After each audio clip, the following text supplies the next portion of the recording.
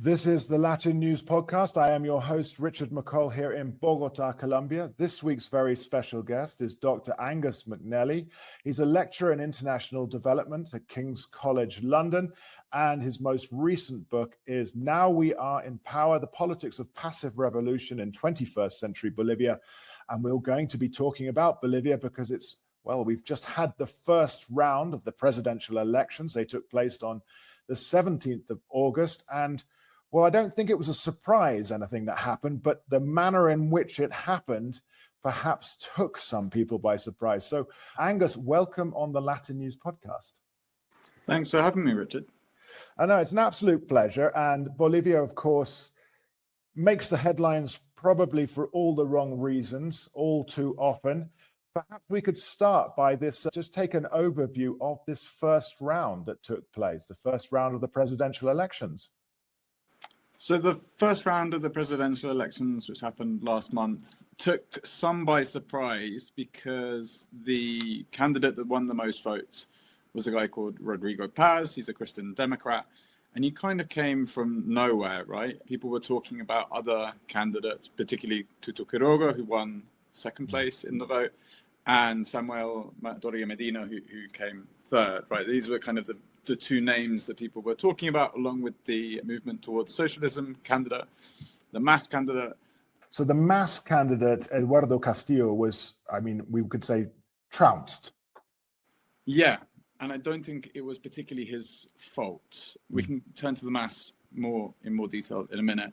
And then the other candidate that everyone was talking about was another person that has come through the ranks of the MAS, Adrónico Rodriguez, who was the head of the Cocaleros. He was for a long time seen as the former president Evo Morales' successor.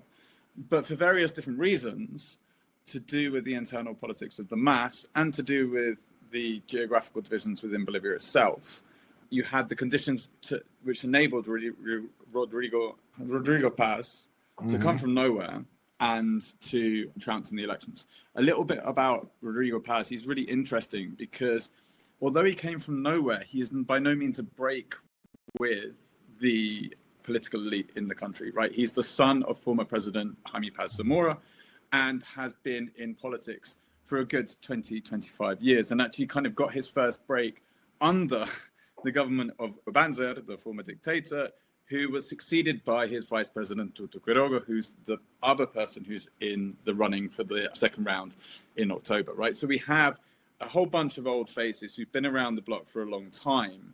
That's not to say that the results weren't surprising, because no one was expecting the Christian Democrats to do so well. There's an interesting one, because you get, again, Rodrigo Paz Pereira and, of course, Jorge Quiroga, these two characters that they have face and name recognition, of course, within Bolivia. So why, Evo Morales, obviously famously a very popular figure and obviously under investigation or the sentencing for statutory rape and being holed up in Chapare, but he ran the country between 2006 and 2019 before there was that sort of hiccup with Janet Áñez. And then, of course, we had the government of Arce, another MAS president. What happened that brings us to this stage? So I think this is the time to talk about the story of the MAS, right? The MAS, it was a political party, an instrument, they called it, that came from the peasant movement that really kind of emerged in the 1990s. It was a very young party in 1997 when it first participated in national elections, and it really took everyone by surprise in 2002, where it came second in national elections. And from that moment, it moved from being a party of the Peasant Confederation centered around the coca growers.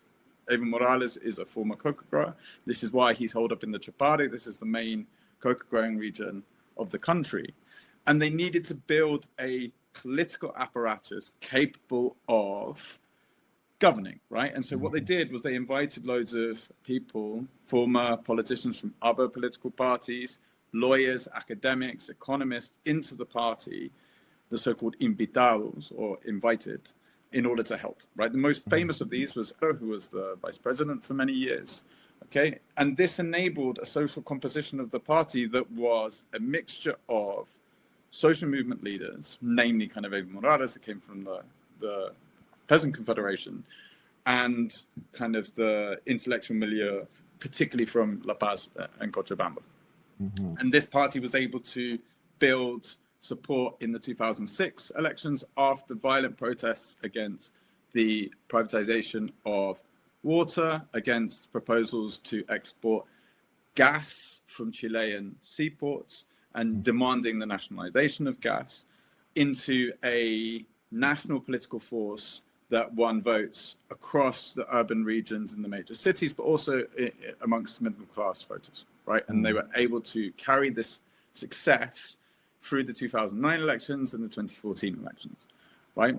The first 10 years of the mass power, they were incredibly popular. The first period was a period of consolidation where they took movement demands, most notably the nationalization of gas, the refounding of the country as a plurinational state through a constituent assembly, and agrarian reform, and they implemented them, right? Mm-hmm. And this was a very contested period where you had right-wing mobilizations against the first government of Evo Morales that were then defeated in 2008. And so you had a period after that where you had a legislative process where these reforms were embedded. Throughout this period, between, say, 2002 and 2013, you had very high global commodity prices. You also had the coming online of a export pipeline that linked Bolivian gas fields to Brazil, and the coming online of 3 mega campos, the 3 mega gas fields in the south of the country, which led to a gas bonanza, right? Bolivia had record international reserves. They had dollars, which meant that they could actually fund a radical political project, which is what they did over the first course of the first two Evo Morales presidencies. The wheels started to come off in 2014, 2015, when global commodity prices started to fall. Morales then made, in my opinion, an error in trying to eliminate presidential term limits. In the Constitution, it says you can only run for 2 terms. Mm. In the 2014 election, the Constitutional Court ruled that Morales' first term didn't count because it was before the inauguration of the new Constitution, so he was allowed to run for a 3rd term, which was technically his 2nd. In 2016, there was a referendum in February to try and change the term limits, and the opposition flew through the kitchen sink at the Mas Morales. Right, and they were saying fraud. They dug up a illegitimate love child that didn't exist. They used a mixture of corruption, but also kind of mismanagement and difficulties in the Indigenous Fund, and they threw that at Morales and the Mas all in the week running up to the 2016 referendum results, and then they won. They won very narrowly, but they won, and it was quite funny because in that moment, they realized that, fraud is in a particular kind of very powerful way to go against the Mas and the Morales. It was the first time the Mas had lost a popular vote in 10 years. And this marked the beginning of a kind of disarticulation of the Mas political project. The other thing which is really important to note as a part of this story is what happened to social movements. So the Mas came from the peasant movement, which was really, really strong, thanks to a literal warfare against the Bolivian state and the DEA in the 1980s against coca eradication programs. This radicalized a lot of coca growers who themselves were ex-miners and brought in the previous kind of radicalism of miners' unions into the Chapare. You then had this period of social movement kind of revolt that I've talked about between 2000 and 2005. And so you had a very, very strong indigenous working class neighborhood, kind of like territorial based set of movements that were able to kind of direct and dictate government policy until 2009, 2010. In that period, and this is why my book is called Now We Are in Power, is the idea was these movements found in the Mas an articulation of themselves, right? The first couple of Mas cabinets The majority were from social organizations. The majority had fought in social movements. And so there was a real sense that kind of Morales and his cabinet were from these movements, right? And that these movements were the ones who were calling the shots. And in the face of right-wing destabilization attempts and attempts to kind of start a quote-unquote civil war to divide the country between the highlands and the lowlands, and this split we're going to talk about more in a minute because it's still really, really important. Movements then position themselves as defenders of the MAS, defenders of Morales' government, right? And the MAS enabled this to happen through various institutional reforms, the creation of a vice ministry of social movements and civil society, and this articulating umbrella organization called CONAMCAM, right, which was like the kind of articulator of social movements in the state. And what happened was, intentionally or not, many of the movements became kind of empty shells. The leaders became orientated towards building political frizz through social movements. And people lost their horizons of struggle because gas had been nationalized, because they won the plurinational state. And so there was no reason to stay mobilized. And so by 2016, 2017, you've got these movements on paper by name that really didn't have any social content. And because you had at the same time the recycling of hydrocarbon rents throughout the country, particularly through higher minimum wages, conditional cash transfers, you had a boom in the popular economy, right? This is where ordinary people were spending their money. And so you have a kind of like paradoxical situation where a left-wing government that's called socialist is also overseeing a expansion and deepening of kind of capitalist social relations and capitalist logics, particularly within rural areas, right? And this is really visible. Say if you go to Oruro and drive along the highway there, you can see by the sides of the roads that people have built walls around plots that used to be collective plots, but all of a sudden people have money and started buying plots in their community and building walls around it to mark that this is their private property, right? A complete transformation of social relations. And this means that the collective ideals, collective relationships that underpinned movements started to kind of like disappear, and they call it at the heel social, like the social weaving kind of started to dissipate, right? And this is the major challenge that we face now in the country, right? Is that social movements that were super powerful before, because of these collective ways of organizing, no longer have the same social relations, the same social practices underpinning them, right? Which means that social movements are no longer the force that they once were, right? This is despite the fact the country is going currently through a major economic crisis that we can talk about in a little bit. I find that fascinating, this idea, and obviously this truth that the collective has changed, obviously, to more, I would say, a capitalist economic model. As you said, walls being built around plots that previously were the collective plots of an area. And you mentioned just now, there is an absolutely precarious inheritance of economic, legal, and political disorder for the next government.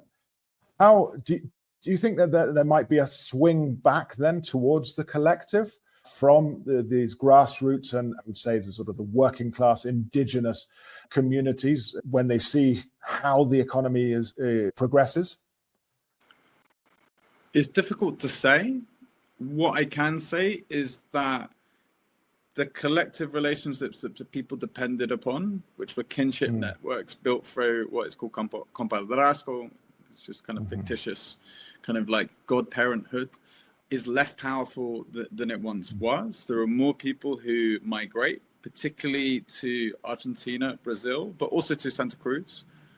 And in these spaces, you have indigenous people who are forced to go to the market to get everything they need. They can no longer survive on using the practices in agriculture, in organizing social life that they did before. And this has been a theme within Bolivian kind of political debate for a long time, right? Is that like how to understand the persistence of other forms of being or of other kind of life worlds, the importance of indigenous movements. And that's not to say indigenous identity isn't still really important, it is, but just the practices that people used in order to survive and people's capacity to survive outside markets has been diminished, which means that it's very difficult to think of political forms that would mirror that. That's not to say that we can't imagine a new left formation. What the really interesting thing about the vote is, I said at the start, Samuel Doria Medina came third in the vote.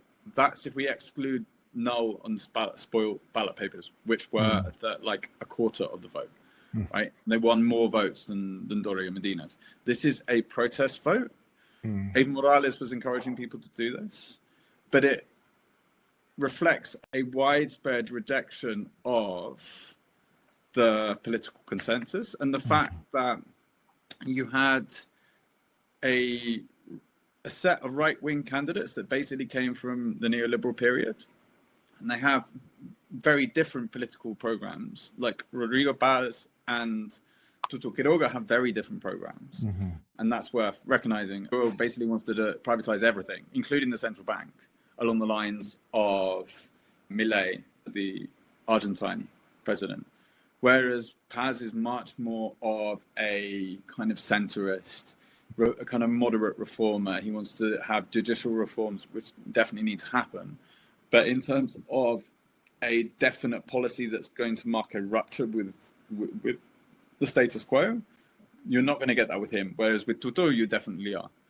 And so I think that there is the space for a new political formation to emerge.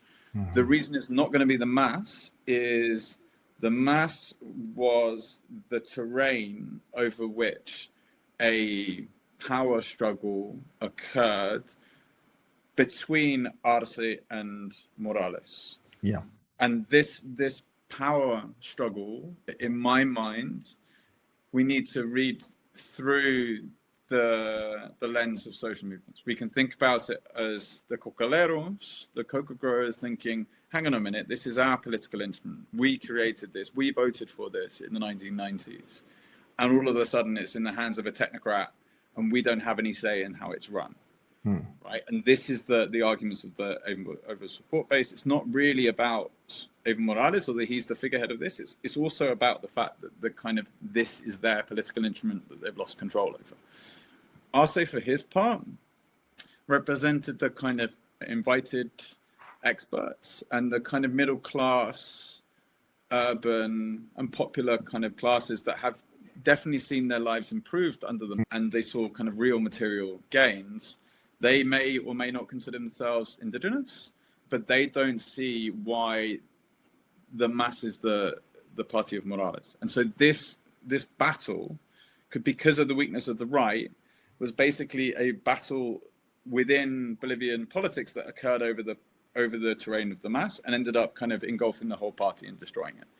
Right. And so what you saw, this is why, like, you don't have either of those two political figures as the mass candidate in the first round in 2025, right? You have Castillo, he's a known figure within the party, but he's a relative political outsider.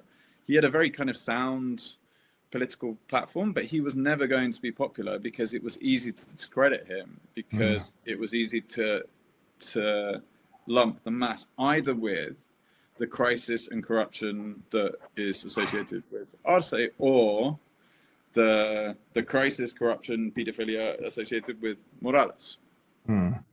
So yeah, a blanket, I would say, rejection of anything mass there.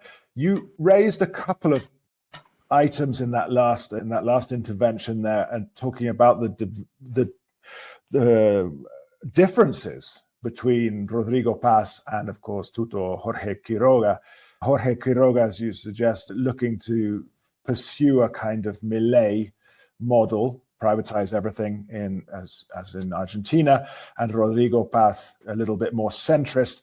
So it seems to me they're not going to be able to work together. The two final candidates in the second round, which will be on the 19th of October, these two candidates will not come together and will not cross the aisle to be able to work together? I don't think so. I don't think they have to. And the really interesting thing is if you look at the electoral map from the 2025 elections, it maps pretty neatly onto the 2021 electoral map when Nasty won power. Because Tuto Quiroga, his support base is Santa Cruz. It's the lowlands. It's people who view Santa Cruz as an economic center, as a powerhouse because of entrepreneurialism, because of links to global capital, hence the kind of like turn towards Milei, right?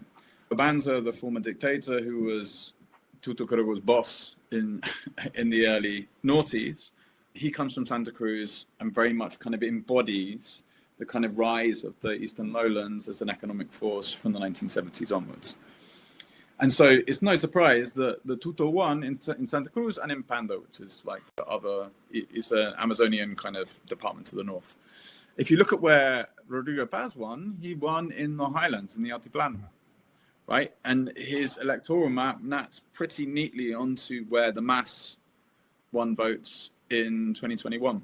And so what you see is actually kind of the old political lines, which really hardened in the period following the social movement uprisings, where you saw kind of this idea of quote unquote two Bolivias emerging, East and West, kind of like capitalist and indigenous, or whatever kind of, however it was framed. These kind of schisms still exist, right?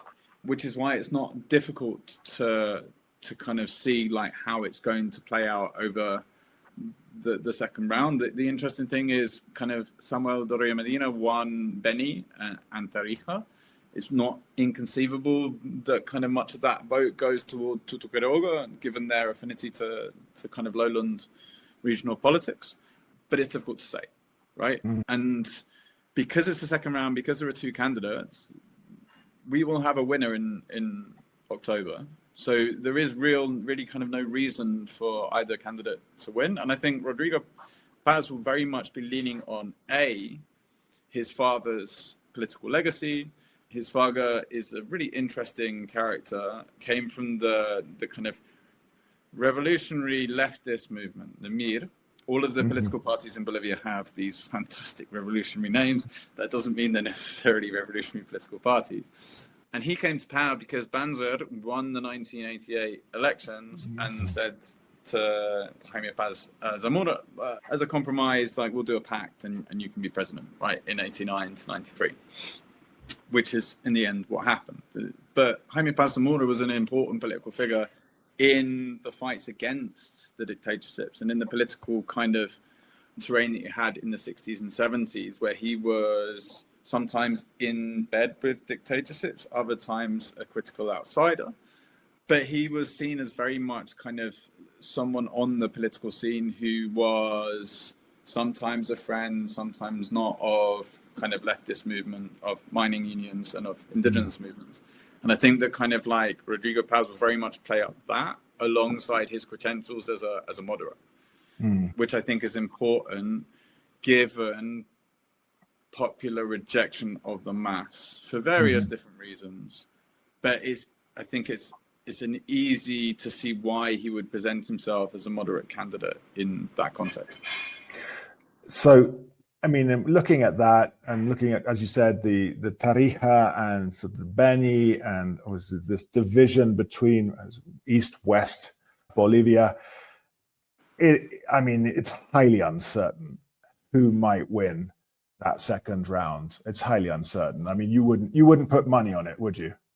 No, you wouldn't. And my worry before the elections, I didn't think there was going to be any kind of political violence in the first round in August. My worry is October, where you have two kind of center-right to far-right candidates, kind of no real expression for certain important groups, and a very big spoiled ballot paper vote in the first round that, if is big enough in the second, might kind of delegitimize the election results in the eyes of the Bolivian populace. The kind of major positive of the first round was that the free and fair elections. It's been a problem in the past in actually kind of the institutions around elections. They were formed as part of the reforms. So the plurinational state came into being through the new constitution in 2009. But the constitution is a constitution. It doesn't mean anything. It needs a legal structure to actualize the constitution in practice. And this happened majorly through the 5 foundational laws, which were implemented in 2010, one of which was electoral reform, right? Which implemented new electoral bodies that have been criticized, and they were heavily criticized in the run-up to the 2019 elections, where electoral houses were burned, where they turned to the European Union, one of the electoral observers, 2 days before the elections, were like, we have no legitimacy in the eyes of the Bolivian people, right? So this is one of the positives, that the institutions seem to be stronger in the eyes of the people this time round. Whether that remains when you just have right-wing candidates and you have possible belligerent intervention from Evo Morales and the cocoa growers remains to be seen. Yeah, I think that's the thing, isn't it? It's Evo Morales still controls and commands a significant populace, as you were talking about the Chapare, and his Evo Pueblo there. He's still an outspoken voice. He could definitely, I wouldn't say swing an election, but cause problems. Yeah, but let's not get this wrong. That doesn't mean that he has the power to stage a coup or to stage political violence across the country in such a way that will disrupt or nullify the elections. This was a discourse that I heard quite a lot when I was last in Bolivia in July. I just don't think that he has the capacity. In the Chapare, yes, right? In certain mass strongholds, but even there, so places like El Alto, where the mass had a really strong support base, in Ururu, I just don't see it, right? And there are people who might be frustrated that mass aren't on the ballot, right? And you might see some sort of kind of disorder around that. But to say that Evo Morales has the power to say, well, we're going to have an insurrection, which is kind of one of the fears of particularly the kind of like elite Bolivians. This fear is very much linked to fears around La Paz being sieged by Tupac Katari back in the 18th century.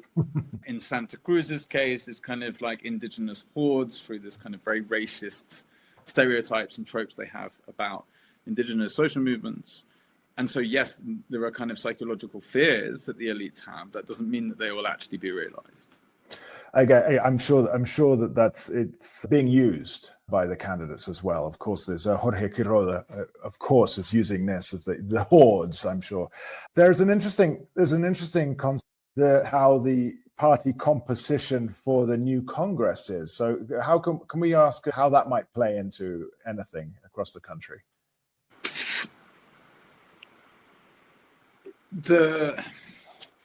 So we know what the distribution of votes in the Congress is. It's fairly split, which is not surprising given that there wasn't before August election a major political force big enough to win a majority, and so there will be compromise.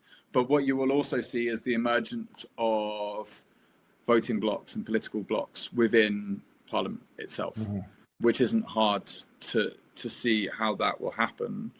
The key thing is what people coalesce around, right? And this depends on who wins. But the major thing that needs to be confronted in Bolivian society today is the economic crisis.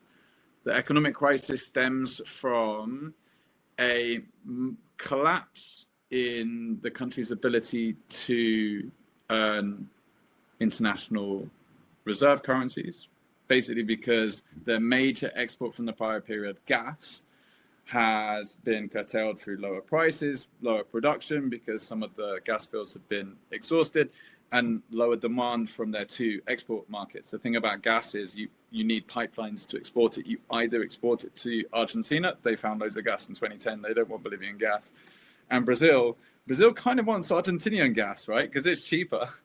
And so what you're seeing is actually a proposal from Argentina to pay a lease to export Argentine gas through Bolivian pipelines to Brazil, which stems from the ability of the Bolivians not only to supply gas at a reasonable price, but also to meet their export contracts, right? There have been times when particularly the Brazilians have been angry with the Bolivians because of the stop-start nature of production here, which means that they missed their export quotas, right? So this is part of the reason why Brazil is keen to have Argentine gas instead of Bolivian.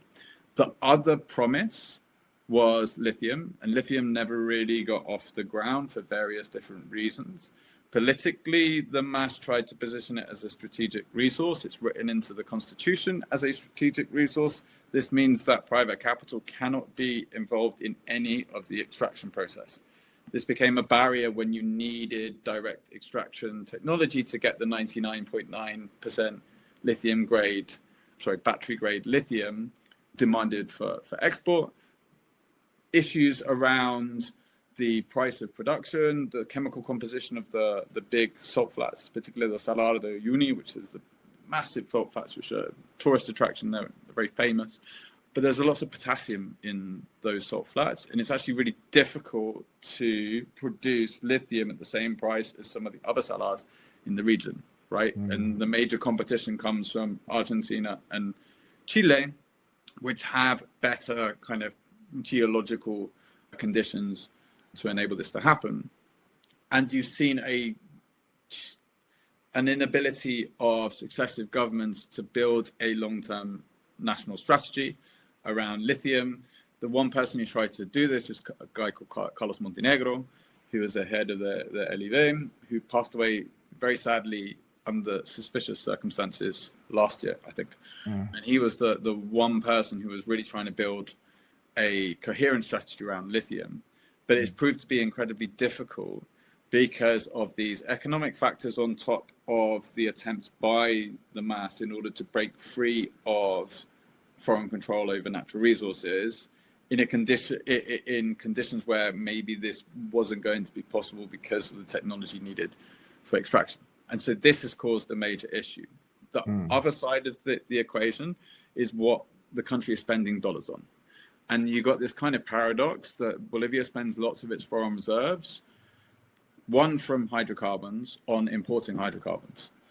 Part of the reason for this is they tried, but it's incredibly difficult and expensive to get diesel and heavier hydrocarbon derivatives from gas, right? Much cheaper just to get it from other forms of crude oil. The other reason is that in the 1990s, there wasn't really a big domestic market for particularly petroleum and diesel. And so as part of the neoliberal reforms, what actually the government of Tuto Quiroga did last time he was in power was that they introduced a hydrocarbon subsidy. The hydrocarbon subsidy was designed to make a domestic market in petroleum and diesel. Its price was set in 2002, then altered in 2004, and it hasn't changed since, despite record high gas prices and oil prices globally. And what this means is that the Bolivian state spends a lot of its hard-earned dollars either paying the people who import gasoline and diesel into the country, or to the refiners who bring in oil and refine in the country. Either way, they're burning through lots and lots and lots of dollars in order to try and get gasoline and diesel. Gasoline, we all know, is for transportation. Diesel is a particular sticking point, right? Diesel is heavier. You use it in tractors, in trucks. And so what you see around the politics of the hydrocarbon subsidy is a very weird, powerful social coalition that says you cannot remove this subsidy. In this coalition, you have the agro-industrial elite, who are basically have their production subsidized by diesel from the state for tractors and heavy machinery. The people who control heavy transport, who are largely Aymara traders, who are very important in the popular economy, they import anything and everything, right? From used cars to electronics, much of which now comes from China. The transport sector, Bolivia doesn't really have a public transport sector. It's all privatized. In La Paz and El Alto, famously, it's minibuses. But if you go to Cochabamba, Santa Cruz, it's the micros. These are incredibly expensive. The people who control these cooperatives. I spoke to one of the leaders of the Confederation. They had just taken out a $200 million loan to buy micros in 2016. And this is a trade union confederation of drivers, right? They are kind of petty, kind of like capitalists who are very powerful in the urban sector. And then you have all of the people who use that transportation every day, which is most Bolivians, right? So you have this cross-class, cross-country, cross-society coalition of forces that do not want the hydrocarbon subsidy removed.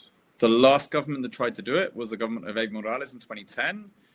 And that government almost fell, right? Yeah. Morales wasn't in the country. He left Gasolinero to announce to the people there were 4 days of riots called the Gasolinazo, until Morales came back and said, I've listened to the people, we've heard, we're not going to do it. This is the major issue that needs to be resolved, right? And whether you go to the IMF, it's the first thing the IMF is going to say is, right, remove the subsidies. Or you have a reform package that tries to stem the flow of dollars in it and kind of build up international reserves in another way.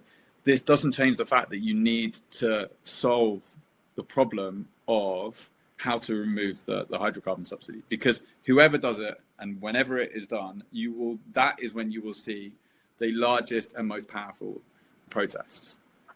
And the interesting thing is, it's not even a progressive taxation. It's not something, or a progressive subsidy, sorry. It's not something that just benefits working class people. Most of it goes to big multinational agro-industrial producers. But it's the optics around it and what it means for people that is really, really important. I mean, I've seen this across the region, various places, indeed here in Colombia, these subsidies. And openly, no government can afford to continue on these subsidies. But as you said, it's a cross-societal issue. We're talking about everyone. So this is where all of Bolivia could end up being united on this one front. As you said, the gasolinazo, you could see that something of that nature occurring again. I think it's time now to look also. I mean, we know who are in the second round. We know these people. But in 2026, we have the subnational elections. And we need to just look at those and see, well, how can we expect those potentially to play out with all the aforementioned items that you have talked about? Well, that's the beauty of the subnational elections in Bolivia, is nobody knows. And the really interesting thing about the subnational elections is they are by no means a barometer for national politics. It's really interesting.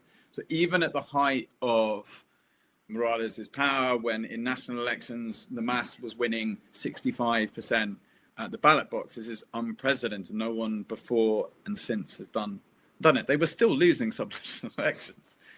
Part of the reason for this is it's a way for people to express discontent with the national government without actually inflicting a change of government. Quite often it's linked to the distribution of resources locally. So after the law of popular participation, which was implemented in 1996 as part of the kind of decentralizing neoliberal reforms, municipalities had lots of power in the control of resources for infrastructure, for education. And so often what you see is people voting because of more immediate political expediencies, right? So people want a school, or people want a bridge, people want their road paved. So they will vote a particular way in the local elections. And so what you see is a very different political map emerging. The kind of administration of municipalities in parts of Bolivia is now impossible.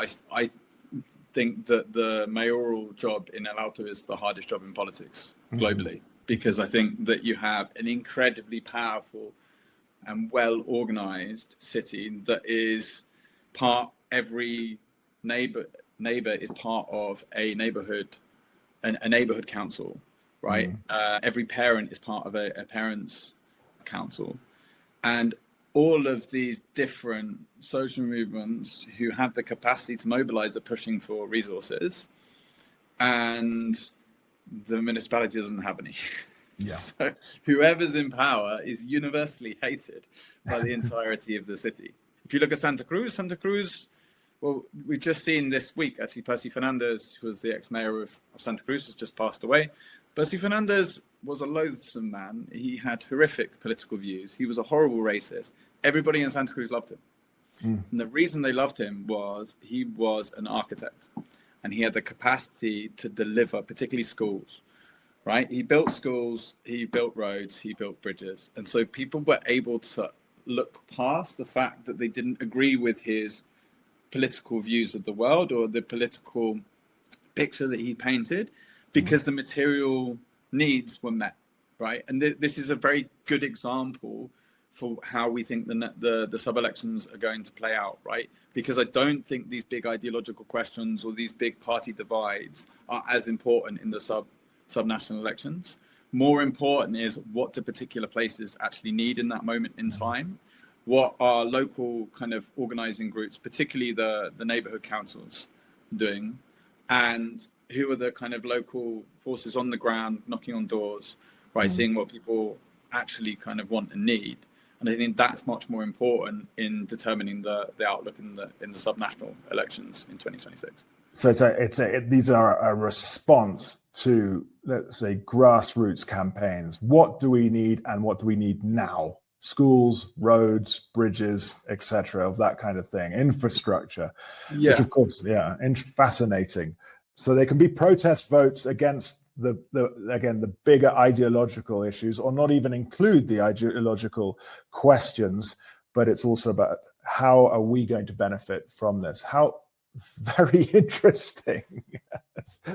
So I think it's time to wind this down. I think we've covered just about everything here, and I'm really grateful for such an in-depth conversation. You're not a betting man, so I'm not going to ask you whether Tuto Quiroga or Rodrigo Paz Pereira might win, which one.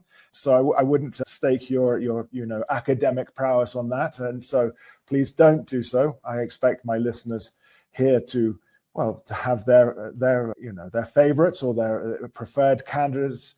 It is a fascinating time in Bolivia, but this precarious situation, as you say, again, the oil, the subsidies, the precarious economic situation, the subnational elections, the fact that these two parties will unlikely they'll work together. Bolivia is potentially, I would say, again, it's a shaky or an unstable immediate future. As always in Bolivia. Well, yeah, I didn't want to say it, but it's true. But thank you so much. I've been speaking to Dr. Angus McNelly. He's a lecturer in international development in King's College, London. Of course, his most recent book was Now We Are in Power, The Politics of Passive Revolution in 21st Bolivia. Check it out. And well, thank you, Dr. Angus, for your time. Thanks, Richard. It's been a real pleasure. The pleasure has been all mine. Here I am, your host, Richard McCall, for the LatinNews Podcast based in Bogota, Colombia. Be sure to check back in a fortnight's time, and we'll be talking about more issues and items from the region. Thank you again. Bye-bye.